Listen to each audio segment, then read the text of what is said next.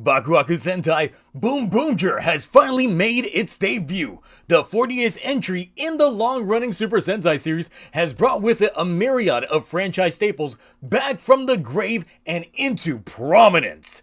As the last few years have brought with it departures to the formula, BoonBoomger is hoping to recapture the essence of what's old is now new. Look at me, sounding proper with that intro. Hey everyone, it's Zio Agito here, everyone's least favorite tokutuber, out here yet again for another dose of weekly Sentai. Or am I? For those of you that are new to my review lineup, Sentai is treated differently because its structure usually falls within these parameters. First episode introduces us to the general concept, world, and the characters, while the subsequent following 4 episodes are typically dedicated to a member of the squad in order to flesh them out. As such, after this review, I will be waiting until around episode 5 to follow back into some of the concerns or speculations had at the end of this video, and to see if they get addressed or if there's doubling or tripling down on things. Though, I know that some folks will still hit up the comments asking where the reviews are at anyway, and to that I say, did you just miss everything I just said? Since it is a new show, I might get some new viewers. So, structure just typically goes by opening bit, intro, segue to recap, talking forms if applicable, rating time, which I highly recommend that you check out my rating system videos up here, and then thoughts and speculation. So with that, let's get to the recap. Shifting into top gear, we've got Taya, who crashes a wedding, steals dude's girl for another dude, only to get brought into a high-speed pursuit that gets crashed by aliens known as the Hashirians, which gets communicated out by another robot alien named Boon Boom and some other guy. Luckily, the high-speed chase doesn't violate any traffic safety, as pedestrians are safe crossing crosswalks, doing the car rangers proud.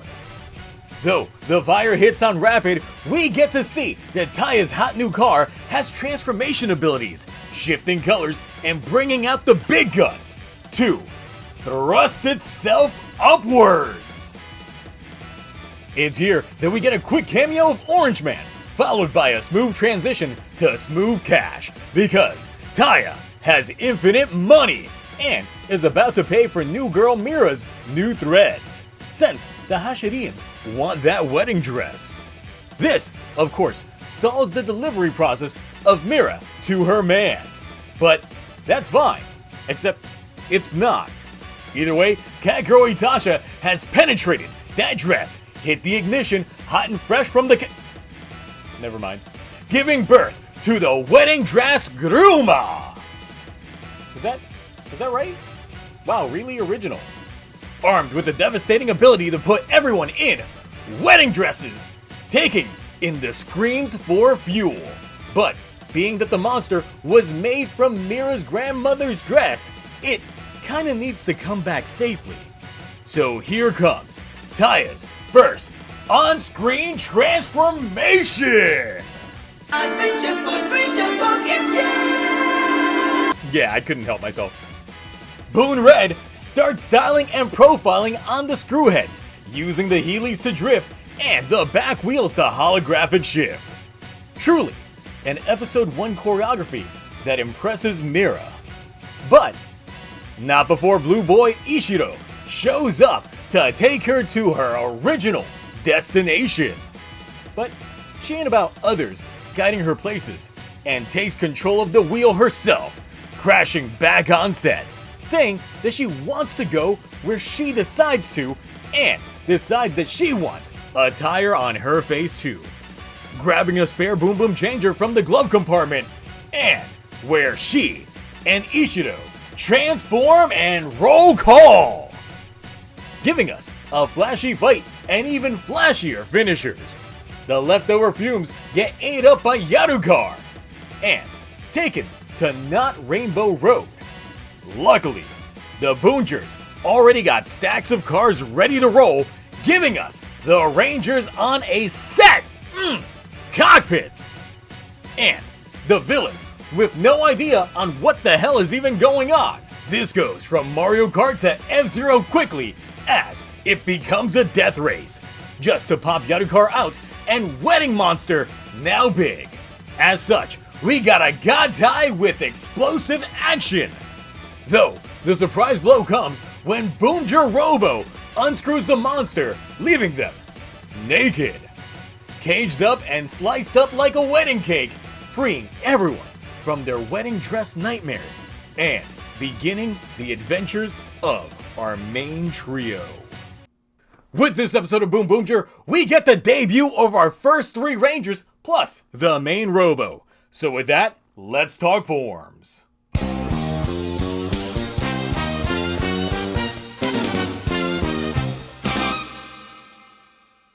Even with time, sure, I've gotten used to the design of these suits, but that doesn't make them any better.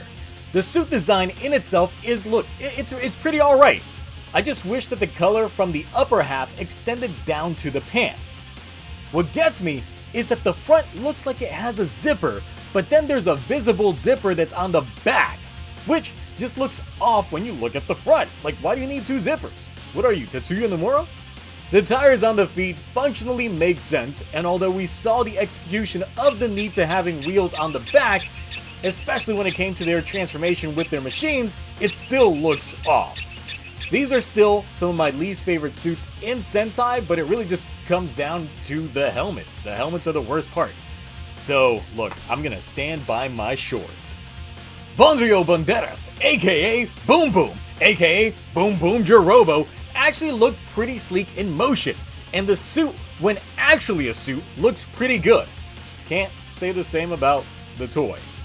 But given that this robot's god tie is more like armaments, it allows for a lot more simple aesthetic changes moving forward.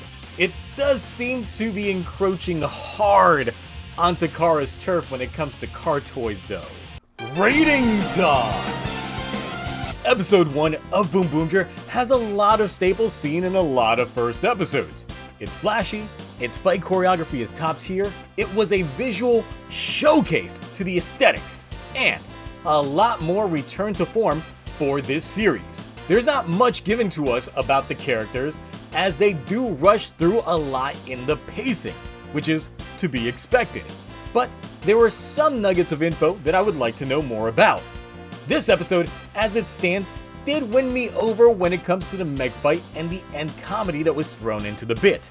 However, this episode in itself would be getting just the Bioman Bean!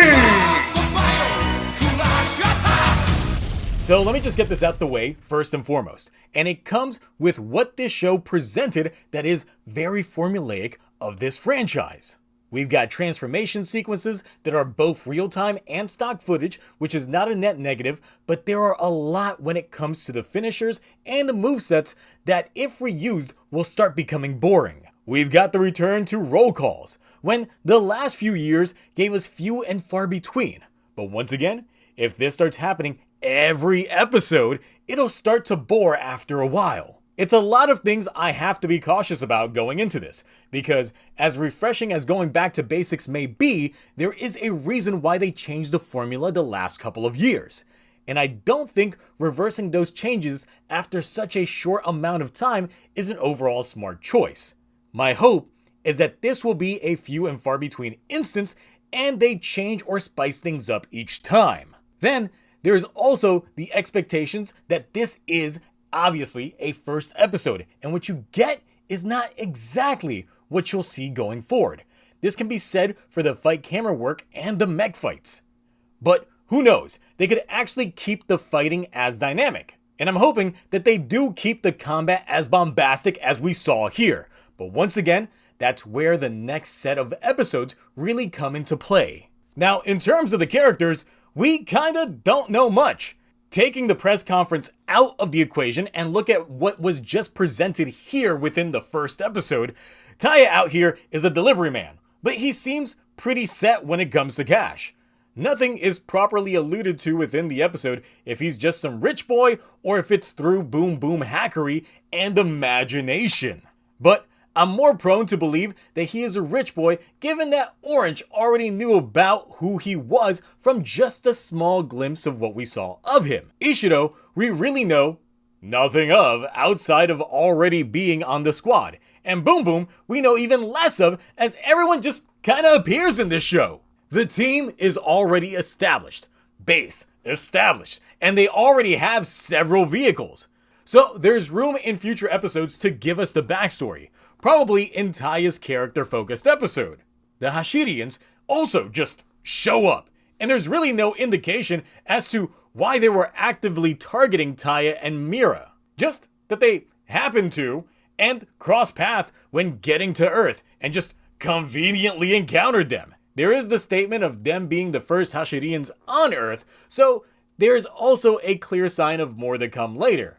But overall, they really are just goofy entities, which coordinates to the monster of the week itself, just going with the traditional random object gets turned into a monster trope. Now, the only person that really got some fleshing out is Mira, as the new person on the block. Though the focus of this episode, the pacing of things really made things just not flow right.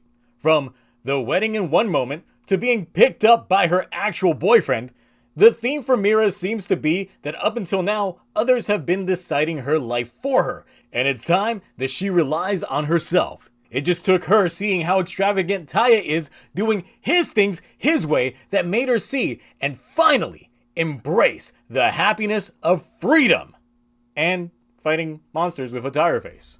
When rewatching the episode, once you know that there isn't a lot that happens, you can just really just enjoy the action of it. And I guess that's what was the point.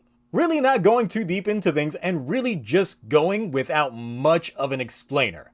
Now, if the show continues down that route of being jarringly episodic, that it becomes a Sentai paint by numbers, then ultimately, I'm gonna have a rough time with this show. But if it does start stirring the pot, then I'll have a blast with it. Once again, look, I'm just being cautious as I usually am when it comes to first episodes, because you never know what you're gonna get, but you know what you've seen before, and you know sometimes when the hard breaks come. Sometimes I'm right, sometimes I'm wrong, but that comedy with the robot finisher? Keep that shit. That was hilarious.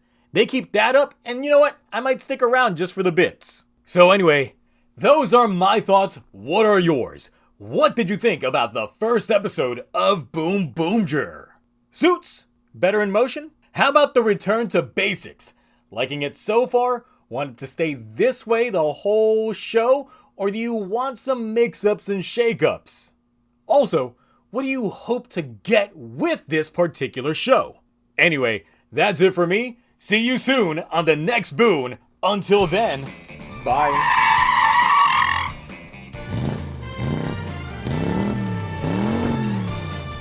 Civilization. Made it. The last surviving Lightspeed heat beacon. Oh my god! Thank you for stopping. Oh wait. BoonBoomger? I made it to the next show? Oh boy. You know what? I guess things really are looking